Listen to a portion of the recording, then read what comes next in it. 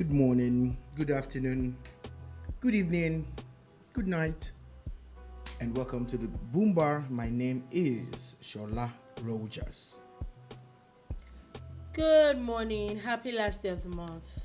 If there's anything like that, since you put like greeting. Happy new month. So I choose to say happy last day of the month. I think it's a huge feat. For real though. Yeah, I think it's a huge feat that you actually see like the end of a month. Yeah, but why are you contradicting yourself? Like, since people like to do it, that's why you're doing it. Yeah. Then you're now trying to rationalize why you did it. No, both. Okay. I don't know. Because honestly, do not like those happy new month messages. So why are you doing it? But it's happy end of the month. Nobody does it, so I like to make. Okay, so you don't like those other greetings because everybody does it.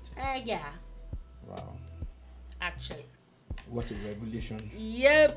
Good morning, good afternoon, good evening. Virtual warm welcome on Boom Radio NG. It is Boom Radio. It is Boombar on your Boom Radio NG. It's 3 p.m. West African time on in Lagos State, Nigeria. Shout out to everybody watching, listening to us on YouTube, on Facebook, on Twitter. And what you doing this fine Monday afternoon or morning or evening, what time you're listening to us from. And shout out to people in Ukraine who are probably having it pretty tough, This one too will pass, hopefully. Anyway, we know that I think it's almost a week now. There's been a lot of back and forth. Basically, all news for since like almost a week now has just been about Ukraine and nothing else. We know that Ukraine has Russia invading Ukraine has affected virtually everything from sports to business to obviously international news, even our local news here. It's affecting like everything. It's really eating deep into everything, and I don't know where to start from because a lot of things are going to be like wrapped around it. But I think that it's a Monday. We should have a little bit of recap of a few things that happened over the weekend before we dive right into stuff that happened today or is still happening today. And I think we should start from maybe sports, a little bit of sports. First thing that I think comes to mind is for people that do not know, Novak Djokovic has officially dropped points and is now number 2 in the world. And is it surprising though? That he dropped points. No, it's a normal thing in tennis. It's a normal thing in sports. The rankings come out every week. Of course, people will climb, some will go down, and it's always. No, what I mean is that of course it's normal. It's always subject to the amount of points that you have chalked up over a period of time. Mm-hmm. So when you're missing major tournaments that have serious scoring, you're definitely going to be dropping points. So it's not a surprise, actually. It's not a surprise when you see things like that. I think all this is really on him. We know that a few weeks ago, there was also talks of him saying that he was probably still going to miss, I think, French Open and I think Wimbledon. I think Wimbledon is still going to miss those two too. So I don't know how he wants to keep up. But of course, we know that everybody has their plans. So definitely will see how that goes. I actually just see the guy as a distraction and a waste of time, because how do you go about investing in companies that have something to do with vaccines and other things? How do you participate in a sport? He almost just wants to make a point. How do you participate in a sport that insists on certain levels of qualification, especially when it comes to health, and you will not do it? What do you expect, that things will be handed to you?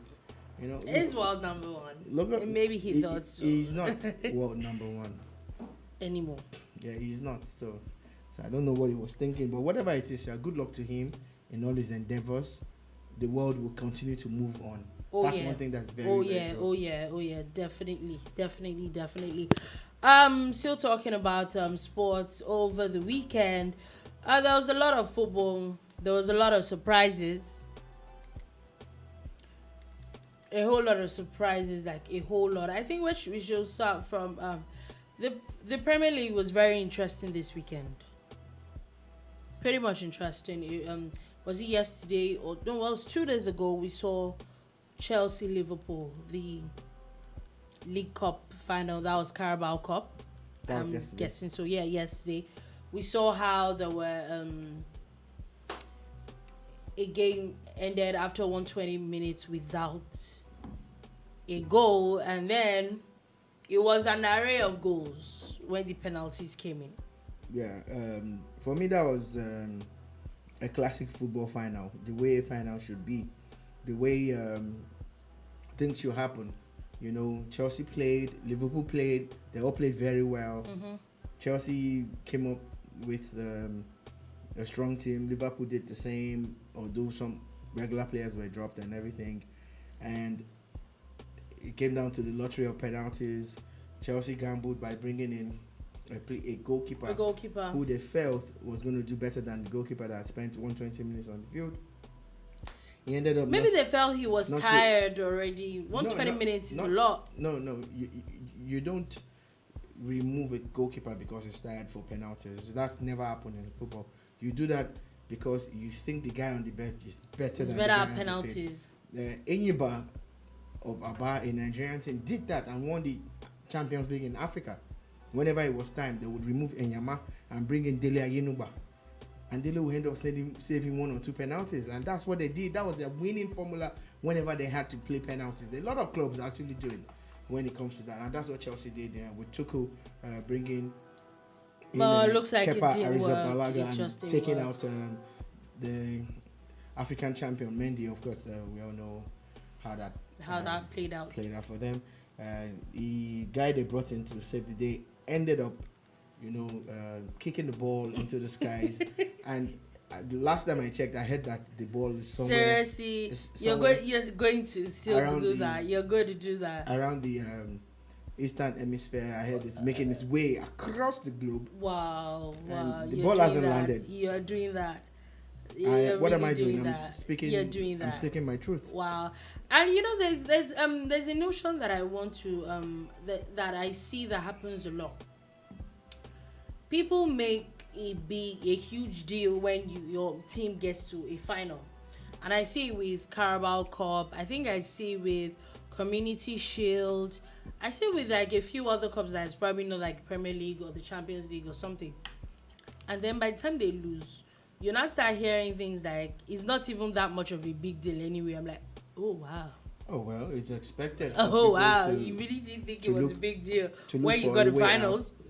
It's expected for people to do stuff like that. It's all part of the banter, all part of the fun. If they had won it, they wouldn't have said the same thing. But of course, that's what life is all about. I'm happy that Liverpool did. I'm happy for Jurgen Klopp, especially the young goalkeeper Kelleher, who a lot of people had never heard about, but he kept faith in that guy. They had an amazing goalkeeper on the bench, but he kept faith in this guy, and he delivered. He scored his own penalty, and didn't concede during 120 minutes. That's a big deal. That's a massive deal, actually. So still talking about football. I know that over the weekend, another huge controversy that came up was Manchester City's game with Everton. It was a penalty all day, every day. Up until this morning, I still saw news that people were still talking about how it was a penalty and he didn't. The British officiating system has successfully ridiculed VAR. Like, give it to them. Because they have shown you. It's almost like it's only VAR the Premier League that actually has issues with VAR. Oh, yes. Why? That's what they're showing us. They're basically showing us that what VAR don't mean none, and that's what they've shown. And we get it. We really, really get it. How on earth was that not a handball? There's no explanation for it. None whatsoever. And especially when you look at how teams like Arsenal and Man United and the others have already suffered something similar. Something similar to those Then it's things. Man City, and of course you look the other way, and people start to look at the conspiracy theories again. Oh, it's the champions thing. They're the ones that are favored, by whoever. I don't know, but it's a conspiracy theory thing that you hear from time to time, and you can't put it to rest, especially when they're making this kind It's of looking like it. It calls. is looking like it. Like it's really looking like it, and it's it's very funny, but it is what it is. It is what it is. I'm still talking about sports. As of today, now, I know that Russia, FIFA actually had come out to talk about Russia. We know that there's been a lot of back and forth. Last weekend, it was them moving the Champions League finals from Russia. I know that he's going to be playing in France now. At least, I think, last I checked, yeah. It's supposed to be playing in France now. Now, FIFA has now announced that Russia will play as Football Union of Russia in neutral territory, and they're not allowed to play their anthem or hoist their flag in any of these matches. So the president of the country, the minister of sports of that country, the FA chairman of that country will spend their funds, travel to a neutral ground to play a game they could have played on home ground, to not use their national anthem and flags. Knowing the Russians and the level of pride that they have, I'm not sure they're going to want to play any of these games. And still talking about it, like you had said, the British Prime Minister has now come up and has actually said that FIFA should actually expel Russia from the World Cup and not even go on with this Why are they ground. being expelled from the World Cup? And that's the issue I think I have. As much as, yes, the whole world has issues with Russia, I don't know why people have to, take for example, this German club, as of today now, they severed ties with their Russian with sponsors. the Russian sponsors. Man United did it first. They have a deal with Aeroflot. I think they are their official airline for Europe or something. They cancelled that contract with them as at Thursday or Friday last week. And this is just the second one. And as much as you know that Champions League 2 is trying to cancel the deal with Gazprom as well, and as much as, yes, everybody's angry with Russia, no, why do these people, certain people, what do you think about it? Can I ask you a question? Yes, please. Do you use Telegram? No, I don't. Do you know people who use Telegram? I'm sure. When are they going to stop using Telegram? It's Russian. It's Russian, yeah. I saw a picture earlier today where it was a picture in a bar in US that people were literally... No more vodka. Yeah, they were buying vodka, and I'm like, should you not buy it? The fact that vodka is of Russian origin, does it mean that every vodka in the market is I'm Russian? even saying that if you're going to... It's cancel culture, right? If you're going to cancel it, then don't buy it. Why buy it with your hard-earned money and then pour it away? What economic sense does that make? Well, they have money. It's not everything that's about the economy for people like that. But what I'm just basically trying to talk about now is it's cancel culture, right? Yeah. So how are we asking FIFA to ban Russia outright? But there are other countries who have done other things. Like, for instance, there are times when something happens in someone's home country and the person maybe celebrates a goal and raises his t-shirt and he's sanctioned. You know? I remember when a player for Arsenal, of Turkish descent, but who plays for Germany. I'm sure you know who I'm talking about now. One of the players that spoke up. Oh yeah, what's he called? That was the reason he literally left the Premier League. He stopped playing him at a point. Oh my God. Ozil. Yeah. Mesut Ozil. Yeah. Mesut Ozil spoke, and we know what happened to him, right?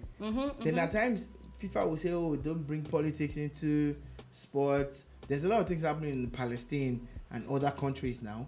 There are things happening in what's it called, Aung San Suu Kyi's country, Myanmar, and all of that. I mean, a lot of things are happening, but nobody is allowed to bring in politics. Politics. So why are we bringing in politics one, right now? Clubs are allowed to actually protest.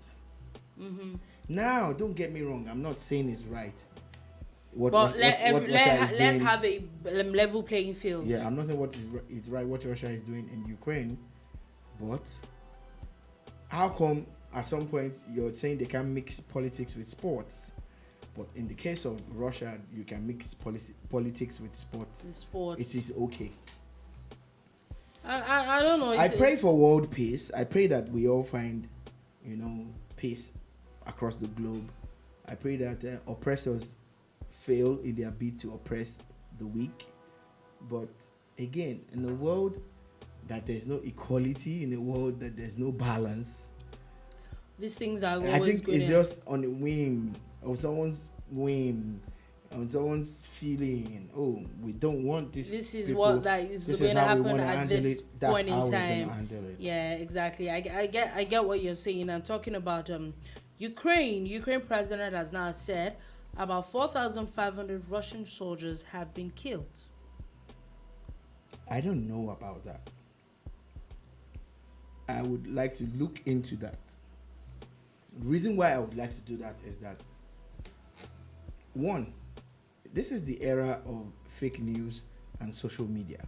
Now, I'm not saying that Vladimir Zelensky is lying. I'm just saying that there's so much propaganda being flown, being bandied, that you need to, well, it's our job anyway to decipher and to sieve through to find out that which is true and that which is not. It was from the same source we heard about an island that had 13 Ukrainian soldiers who were seemingly killed defending that island. Then later we hear a day or two after that, oh, it's most likely that they are not killed, that they are alive. Do you get? Yeah, I get your point. Like at this there's time, there's a picture of a pretty soldier with lovely red lipsticks. Yeah, and that story made the round, and they said she's the wife of the vice. Okay, yeah, there was wife of the vice president, and that she's currently at the forefront of the war. It is not true. Fact checking shows that picture is completely untrue.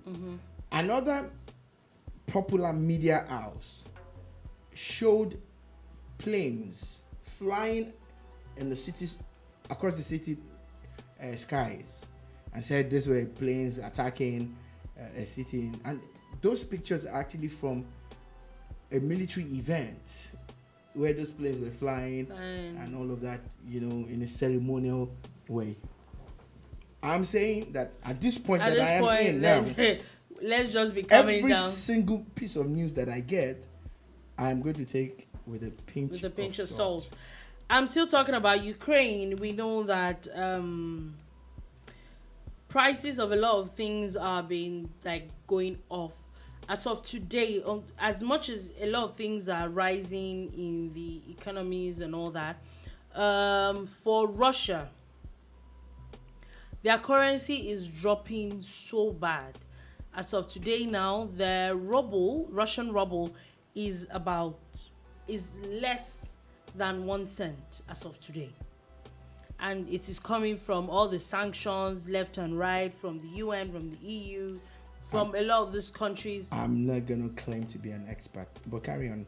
And it's as bad as the going on, at least news from Russia is like, if these sanctions keep going and they cannot access funds from their foreign reserves and all anymore, there's going to be a point where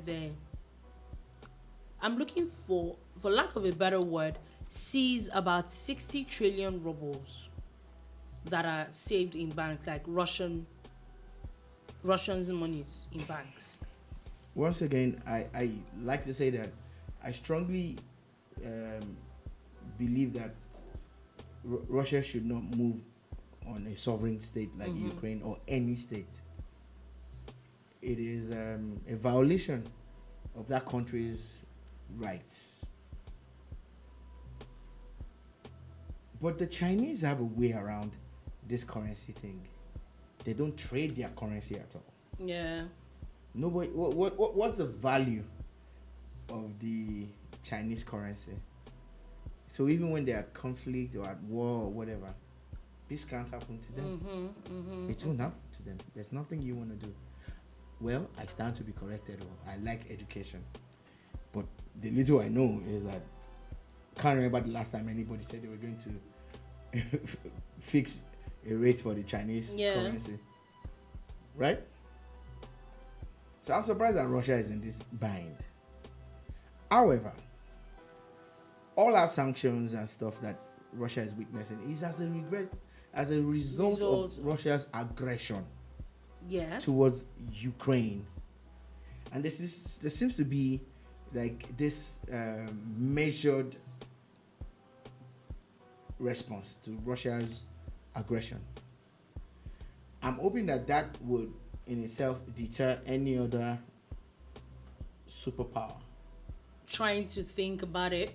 But there are things that I honestly would like to say, but I'm going to refrain from saying because I'm on air and the internet saves these things. But I'm hoping that also that whenever we do this, let us keep it on record so that the next time another superpower does something similar, you're going to do. We'll save the same energy. Save the same energy, yeah. I agree. And say, oh, their Federal Republic of whatever, you are also going to be sanctioned. Because the way the Russians were sanctioned. So that way Russia will stop doing this and every other country will. Every country will. Every single country we will. We must respect countries, whether they have nuclear power or not. On a good note, I don't know if it's a good note or what's it called. Crude oil the prices are going off the chain. Off the chain. It's not very good for the end buyer because we know that, especially a lot of countries or most countries, that their things like PMS and like diesel and all that is not aviation fuel is deregulated. It's basically market forces that affects these things. So we know that it's over 100, and they're looking at. I was reading it this morning that they're looking at. There's projections of it getting to about $115 per barrel. Even no more. It could be more. You get, and of course we know it's because there's the quota system. Oh yeah. There's a control system in place with OPEC and even non-OPEC members. And at times we know Russia is a major. Some people will say, "Oh, it's a cartel." Is this? But hey, guess what? At times like this, you actually need those kind of things in place. You get because Russia is a major distributor or major inputs. They have a major Ukraine, so you can imagine what that already does to the supply. So picture a scenario where there's no structure in place for the supply of these valuable items. You get, because as much as the world is moving towards clean energy, it is very fossil fuels are still very, very, very important and still very, very useful. Already before this crisis in Ukraine and in Russia, the cost of fuel had gone up. I was talking to a friend who lives in America. He lives in ATL, and he was telling me about how crazy it was to gas up his car, and converting it to naira for a full tank of his SUV, his Mercedes-Benz SUV. It was going to be costing about 40,000, 50,000 naira. Wow. I'm like, oh man, Nigerians are enjoying. Do you understand? that we are enjoying, because by the time I spend maybe like 12, 15K, my car is full. In fact, the other car, 7, 8K is full. And I can use it for a whole week. Exactly. And he has to gas up every 3 or 4 days, depending on kind of way he moves around. So already the cost of fuel had gone up before this, so it's definitely going to go up. And they say when two elephants fight, it's the grass that suffers. Who is the grass in this situation? It's you and me. It's people like us who do not have a say in all of these things, but we try to create our own platforms to have a say. Have a say, yeah. The cost of the byproducts of crude oil would definitely go up. Of course, and we know that. And President Muhammad Buhari, talking about that, has said that the country is ready to take advantage of the rising crude oil prices in order to ensure a stable oil sector in Nigeria. He said this today at the International Energy Summit, the Nigerian International Energy Summit. Of course, we know that the more the money, the more. Yeah, again. But is it really going to help Nigeria that much? Especially, you see, we're still paying not everything a killing. Not everything is going to go into subsidy. True. We just keep saying that thing and we don't contest it. Not every dime is going into subsidy. But I am one that supports the payment of subsidy. If this is the only thing my country can do for me, allow me, to fuel my car, the generator in my house and in my office at a certain amount. Mm-hmm. I don't know about other people, but in the part of Lagos where we live, we've not had light for 24 hours. And we know what that means. Yeah. We know what it means. Basically, it's my phone, sorry. We know what it means, right? So, after all said and done, it is still expensive for us. And that is with subsidy. So, picture a scenario where you're forced to buy fuel at 300 or 400 naira per liter. Which means that the average cost of running a gen in the office a day maybe is 10 to 12 liters. We'll see us spending about 4,000 naira. The amount we'll spend in 2 days. You spend it in one day. That's like double what we spend. So if we spend 25, 30K a month, we're doing that double. Are we making that much? Mm-hmm, Are we making that much? Are we producing that much? Yeah. You get, so let subsidies stay until we have sense enough to refine the crude that is so abundant that we're even discovering it up north now. Nigeria is so blessed with fossil fuels. There's so much crude oil everywhere. Yeah, and a lot of people are not going to like it, especially people who I align with, people who believe in clean energy. Mm-hmm. But this is our reality. It is what it is. We have to work towards clean energy. It's not going to happen overnight. Exactly. We have sunlight in abundance. We have wind in abundance. We have water.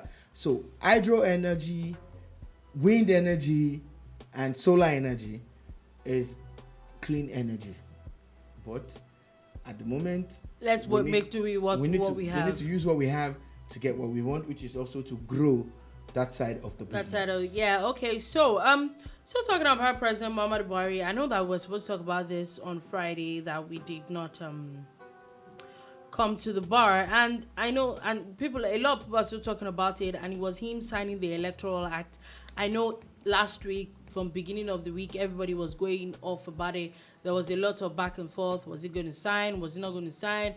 There was a report that he was actually going to sign it on Friday, and he did actually sign it on Friday. Kudos to President Muhammadu Buhari. Kudos to his entire kitchen cabinet, his team, and everybody that works with the president. The truth is, we're quick to criticize and analyze, but we never say the other side of things. So for me, I know you also know this, and you do this too. We are able to look at things objectively and speak the truth. And that's why I went as far as having a bet with our own in-house political analyst and political juggernaut, my friend and my brother. And I said to him, the man will sign. And he says he will not sign until he leaves office. This bill is so important to Nigerians that the Senate president from the previous assembly, who is also contesting to be president of Nigeria now, Senator Abubakar Bukola Saraki, ABS, like I like to call him, said that if President Buhari signs this, it will be his biggest legacy. someone associated to Senator Saraki, Senator Dino Melai. Yeah, I saw that too. Where he said after President Buhari signed it, he said that the president has signed the obituary of the ruling party, the APC. That how come no APC person is congratulating the president for signing this? Meaning that he's insinuating that the president has signed this without the support of his party. Now, this is where I have a problem. When are we going to learn to give people credit where credit is due? For me, I'm even the first thing when I saw that thing also today, and I'm like, are we the electoral bill or the electoral act that is now a law? Is it about parties or about Nigeria as a whole? One of the best parts. That's the part I like what you raised now. I get it. You know, one of the best parts of this bill is how we have heard stories of how INEC returning officers, under duress, announce results. Yeah. That's not going to happen anymore with this, because even if it happens, they can rescind it, they can change it and say, because we have transmitted electronically, because this is the real result, whatever you force this guy to announce does not hold. Do you know how beautiful that is? Do you know all these people who go about electoral process, who go about snatching ballot boxes? You know now that with this law, they're just wasting their time. That's the part I don't get. Like, so for once, is it about? For once, let us give the man credit. He has done well. That's for those of you, like my friend said today. He said that he has never seen anything the president has done until this in 7 years. And that's what that's okay. His vision. I can't. You can't argue with what anybody else has to say, though. But for me, I'm like, y'all wanted him to sign it. People protested on Monday in Abuja. Yeah. Everybody went to town about it. He has signed it. And then you have a problem with this. Like, work. My issue is that work. What at times you're like, what do people actually really want? Yesterday in Lagos, the PDP in Lagos started their congress.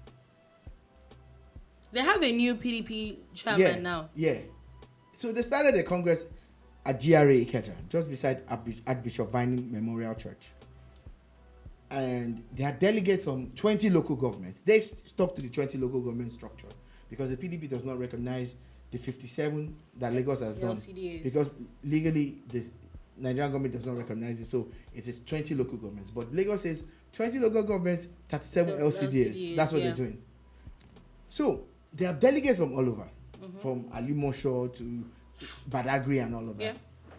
But they had come to that congress with the plan that there was going to be a consensus arrangement. 39 elective posts were up for grabs, and there was a list.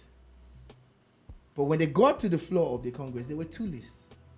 So which one is the real consensus? Are you kidding? At the PDP convention. Wow. Two different lists. So this is what happened. The delegates said, let us vote. It's our power. Now, shout out to Governor Duye Diri of Bayelsa State, who was the, let's just say, returning officer of sorts. And he spoke and said, look, you guys should work for the party. And they went to vote. So accreditation took so long that they didn't even start. They didn't conclude accreditation until 5:30 a.m. this morning. Wow. From 6 p.m. last night.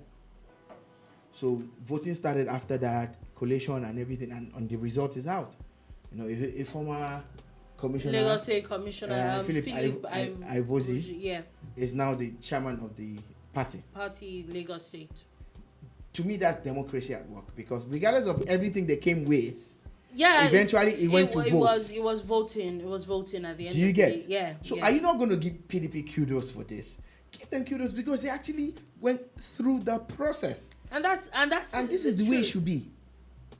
I agree with you. And remember, in Enugu State, even with the issue of consensus candidates now, and I read it that even with consensus candidates, the new electoral act mandates that there has to be signed release. Every other aspirant has to have like a signed document that I agree to this before you can even say there's a consensus. So our democracy is getting better. Yes, I agree. I agree with you. And all of that, you know. you must commend people like Goodluck Jonathan for some of the steps that he took when he was president. Yeah. Same way, you have to commend Muhammadu Buhari for signing this bill into law. And again, they said he shouldn't have complained about some clauses, but this is where we get it wrong. Speak your mind. He shouldn't have complained about some clauses. Is it not the same set of people that will come back? Take, for example, the last one that he talked about with primaries. What was wrong with what he said? Because I remember very well, everybody was going on about it. And I think that, like you said, people were just looking for something to criticize. When he came out and said that everybody should have a level playing field and we should not just have only direct primaries, everybody was going off on it. Before, when the issue of only direct primaries came up in the House, in the National House of Assembly, I know that it was a lot of talk and people were going off on about how it's not democratic, that they're trying to impose stuff. And then it got to the president and then people suddenly liked the direct primaries. And I'm like, and that's always my problem, like, what do you people really want? Let's be honest. What's the plan? Well, let us just know, though, that there's only one country that we have, and we must do our best, all hands on deck, to rescue Nigeria and take her to, where she rightly deserves to be. Okay, and talking about I'm still talking Nigeria. There's a lot of news on Nigeria, and I think we should move all the way back to issues with Ukraine and Nigeria. Okay. As of today, before we came on, there's been a lot of talks about Nigerians officially finally getting to go to a few other countries to seek asylum in those countries. And before we got there, in Nigeria today, parents of Nigerian students in Ukraine had taken a protest to the Russian embassy in Abuja. And I'm like, okay, what are these things supposed to do? I get it, everybody wants to protest about something, but I'm like, okay. Those things have an effect, Dolukbo. The truth is, people should be allowed to express themselves. There's a Nigerian guy that is in Ukraine. I hope by now he would have crossed to Poland. I think he's trying to get to Poland. Mm-hmm. Inze Kiev. Inze in Igbo is NZE. Mm-hmm. Then Kiev, of course, is one of the cities in Ukraine, right? Yeah. And that's his Twitter handle. I think it's Inze_Kiev or Inze Kiev. Go check him out and look at the things that he's tweeted about. At some point, someone said something to him, and he said to the person, I don't like people telling me what to tweet or not to tweet. The truth is, it's his timeline. Yeah. It's tweeted. If you don't like it, block him, unfollow him, or just don't respond, ignore. There's so many things you can do, mm-hmm. but don't tell him what to tweet. And let him bear the consequences of his tweets. The same way people should bear the consequences of their actions. So if people feel like they should protest, please let them protest, especially coming from where they are as family members of people who might be aggrieved or who might be involved in this crisis one way or the other. You see, war is something that affects everybody, even if it's perpetrated by few people. Even if war is perpetrated by two happy-go-lucky people with their hand on the trigger, it's going to affect every human being. Mm-hmm. During the Second World War, America was like, this is not our war. It doesn't concern us, until Japan brought aggression to them. Their doorstep. And everybody knew that there was going to be trouble. And we knew how it planned out. Italy on his own said, I'm not standing with Europe. Mussolini stood with Germany and Japan. And they all fought the rest of the world. We understand how they panned out. It was crazy. So a couple of years, things went mad, right? So we know how war affects all of us. And if you don't, please try to read up on a lot of wars, especially the World Wars 1 and 2, and the other ones, and the other regional battles, and all the other issues. Reading will, add a lot of light to you. But having said all of that, no matter what we say or do, we must repeat that aggression against a sovereign state or a person is wrong. It's wrong. It has really affected a lot of things now. We know that over the weekend, a lot of people were calling for the Nigerian government to help. We know for a fact that a lot of students, especially medical students, that actually go to Ukraine. There's a lot of that. They're talking about 5,000 strong contingent of Nigerian students in Ukraine. In Ukraine alone, and as of today, Do you know now 5,000 is like the whole number of a university? yes, I agree. That could be like a whole university. Oh yes, I totally agree. And now they're saying as the Nigerian this is according to the Minister of Foreign Affairs, has now said that about 130 people had actually gotten to Bucharest, Romania, the embassy.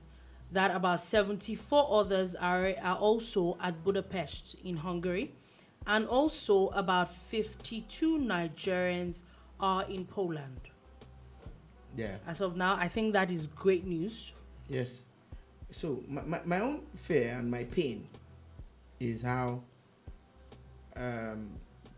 remember that foundational guy, Black America. Nazif, or what was his name again? Tariq. Yeah, I deliberately didn't want to remember his name. Oh really? So how the guy went off on Africans in America, right? Mm-hmm. Then some African Americans now said, look, we need you guys too, but you guys must recognize that we went through a lot. Do you get what I'm saying? We're talking about nationalities now. We're talking about people's experiences and people's lives. If you take that and juxtapose with this, you understand that during the Black Lives Matter movement, and which is still ongoing, a lot of Nigerians were tweeting Black Lives Matter, changing their profile pictures, and donating. They were donating to those funds and doing all of that. You get? Then it takes a Tariq and his ilk to say, we don't even need you people. We don't even need you people. Then when there was problem in Paris, terrorist attack, we stand with Paris. Nigerians are there with the hashtag. It's time. I think that it's time. Maybe Africans are there need to be minding with the hashtag. business. We stand with Paris. I think it's time to be minding our business, because And when I don't think these people send you as another much. one in the UK, Nigerians are there. Mm-hmm. You know, we're protesting, even if it's just on social media. Do you get? Africans are there putting out their voices. But this is what it is. A lot of people are now explaining. They will say, the videos we've seen of Nigerians and Africans being prevented from getting on the train. And those trains are supposed to be free because of the crisis and everything. Now, a lot of people don't understand that the eastern part of Ukraine is predominantly Russian. So, if you even want to leave Ukraine from the eastern part, you don't want to go into Russia. You don't want to go to Russia. So you need to find your way to the western part or to the central part where you can go to other countries. And to leave those places is difficult now. You know, the planes flying about. I honestly, as much as I feel for everybody in Ukraine right now, but I think that a lot of people did not understand the import of what was going to happen. I think that's actually what the problem is. Because I don't know, maybe it's just the Yoruba in me, or I don't know how you people do the things you do. I can categorically say I went to a federal university. Yeah, I went to UI. The minute you know all those SUG, what's it called? You know when they want to protest and what's it called? The minute you wake up in the morning and you start hearing all these their megaphones, you can be rest assured 12 o'clock will not meet me in that school. I'm in my house. I respect that, but it was just not my fight and flight mode was like. But this is what makes the world go round. You permanently in safety mode. Yeah, so when we're safe, then we can have a conversation. You're not playing around with your safety. Not at all. There are people who will be like, look, this is not the first time we've heard this kind of rhetoric.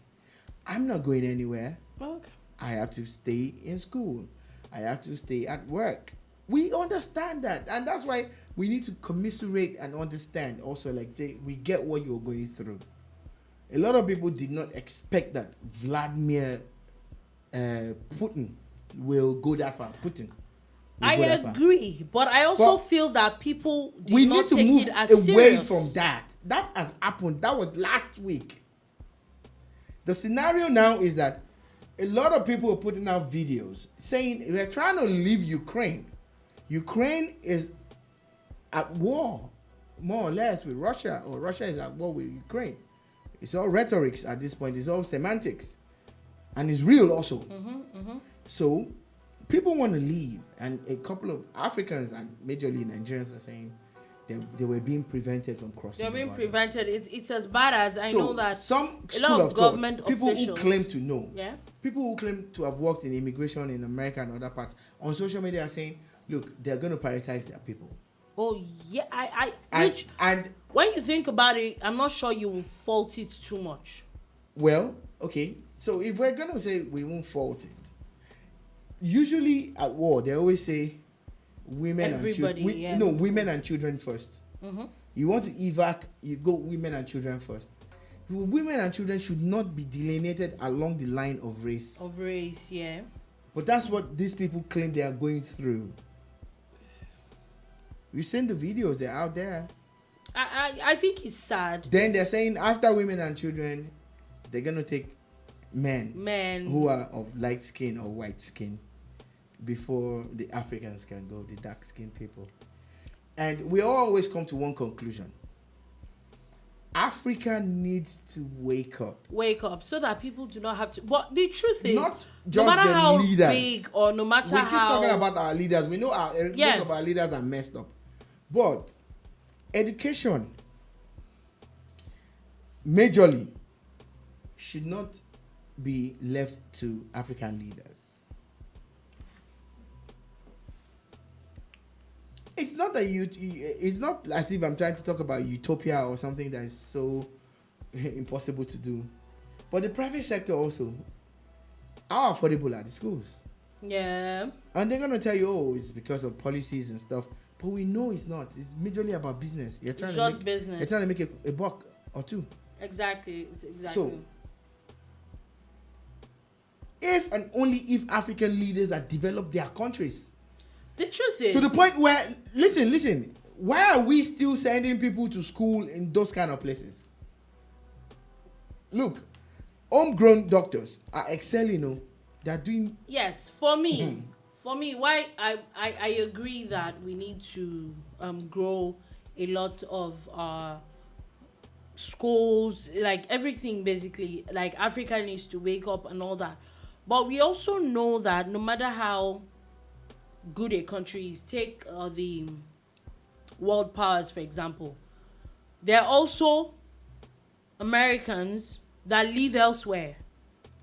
Migration is part of life, is part of human standard. So people would always be anywhere, no matter how good your country is. People, for different reasons which you cannot fault anybody for, the people will be all over the world.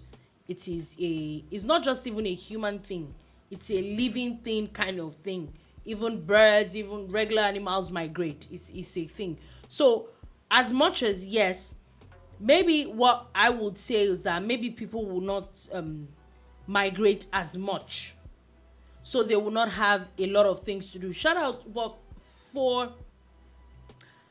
I won't say that I'm shocked, but I'm kind of impressed with the kind of response that is being gotten from the Ministry of Foreign Affairs to the Nigerian Diaspora Commission, with these people that, like, there's a lot of information out there. And it's not just for Nigerians alone. This is a Nigerian thing, but it's for Africans. In fact, this morning I was shocked. I saw this American comedian, Lonnie Love.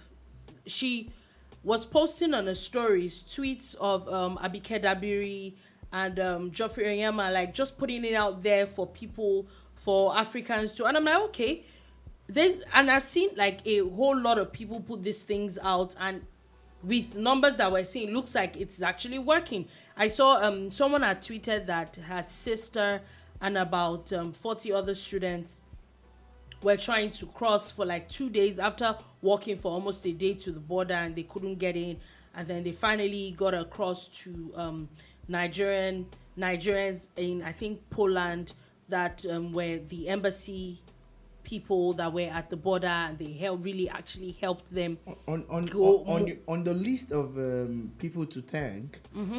We must also thank Nigerians in diaspora, people who are not government workers. There are a lot there are a lot of volunteers that are helping in these are countries actually as well. People are taking people into their homes. People are giving people clothing and food and shelter and all of that. You get. So we must thank the Nigerians in diaspora too for helping us. A big thank you to them. But again, just like you said, at the risk of sounding like a broken record, and I do not mind sounding like a broken record to drive home my point. 5,000 Nigerian students in Ukraine, 5,000 plus. Some Ghanaian, some South African, whatever. I don't know the figures. Maybe 5 or 6 standard universities will cater to them here in Africa. Oh yeah. We are not ready. Africa is not ready. Africa is not ready for this conversation. Migration is fine. I don't have a problem with it. But let it not be that because you are looking economic migrant. Let it not be because it's greener pastures as per I am hungry in my country or I can get to school in my country. Let it be that I like the culture of the Spanish. Oh, I like the culture of the just got a job here Italian. and it was. Did you get? Yeah. Let it be that there are enough schools in Kenya for all the Kenyan students.